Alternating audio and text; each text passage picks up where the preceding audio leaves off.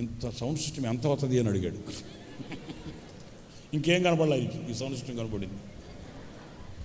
ఇది చూసి ఇంత సౌండ్ సిస్టమ్ ఎంత అవుతుంది అని అడిగాడు. నేను పక్కున్నవి అవి పెద్ద కాస్ట్లీ ఏం కాదులేండి, తక్కువ.